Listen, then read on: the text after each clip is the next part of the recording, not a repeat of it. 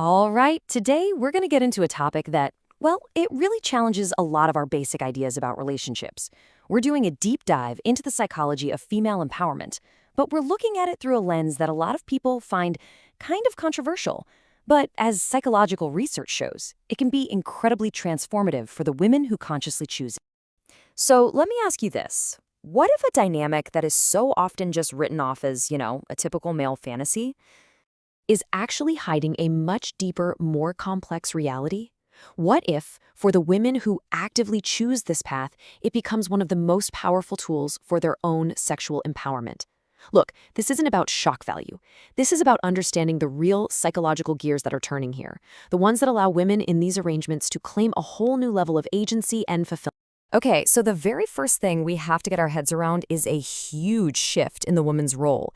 I mean, it is a complete 180-degree turn from being a passive object of desire to being the active agent of her own story. For centuries, the cultural script has been pretty straightforward, right?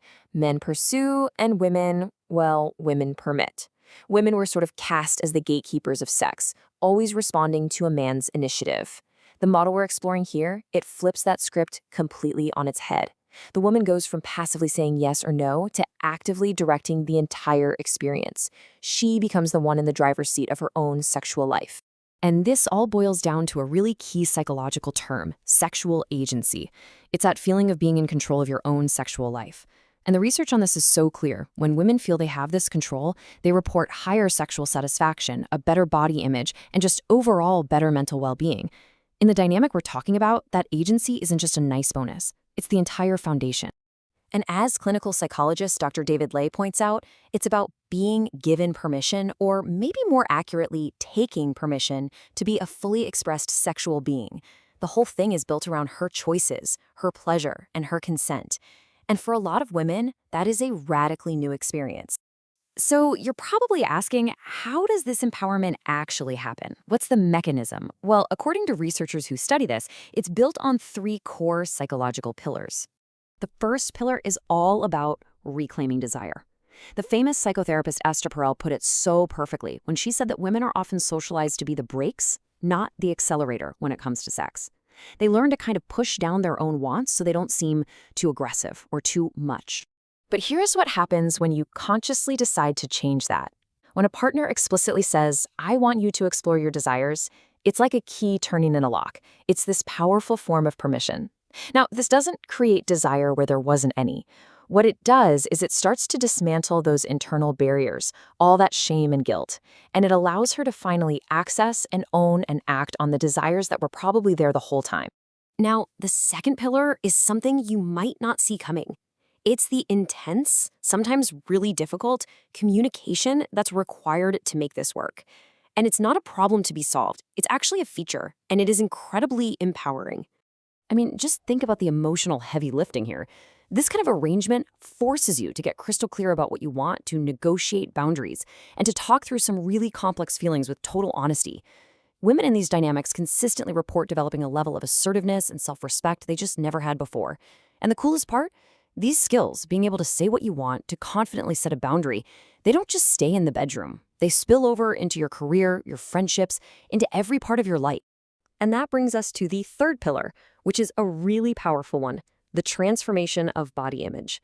For so many women, this is one of the most consistent and honestly surprising benefits that comes up in these case studies.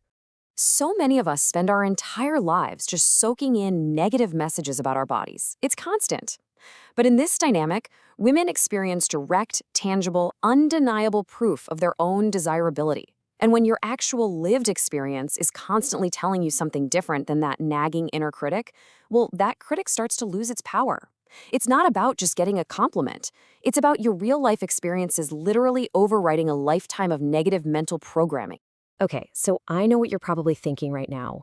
This is all fascinating, but what on earth does this do to the main relationship? And that question leads us right to what researchers call the intimacy paradox. So here's the central paradox. A dynamic that involves other people can, counterintuitively, create a much deeper, much stronger bond between the original couple. And the reason why comes down to one thing: vulnerability. I mean, as researchers like Brené Brown have shown us, real intimacy is built when we let ourselves be truly seen. warts and all. The level of honesty and trust and emotional processing it takes to navigate this kind of relationship creates this incredibly powerful bond. You end up seeing sides of each other that most couples might keep hidden forever. And a key emotion in all of this is something called compersion. You can basically think of it as the opposite of jealousy. It's the genuine happiness you feel from seeing your partner happy and fulfilled, even if you aren't the direct source of that happiness. Learning to cultivate that feeling, and believe me, it takes work, is a huge pathway for both personal and relational growth. So what this shows us is a total redefinition of what relationship security means. Instead of security coming from rules and walls designed to keep threats out, true security is forged in radical honesty. When there are no secrets, there's no anxiety about what could be hiding in the shadows. And that creates a foundation of trust that many people say is stronger than anything they've ever experienced before. Okay, so let's bring all of these different threads together because it all goes back to one central idea that underpins this entire conversation. Here it is, the key takeaway. The empowerment we've been talking about doesn't come from the activity itself, not at all. It comes from the authentic choice to do it. It's a product of genuine autonomy, enthusiastic consent, and pure self-determination. And this is so important to understand. This is not a prescription. This is not me telling anyone that this is what they should do. Forcing this on someone who doesn't truly want it would be the exact opposite of empowering.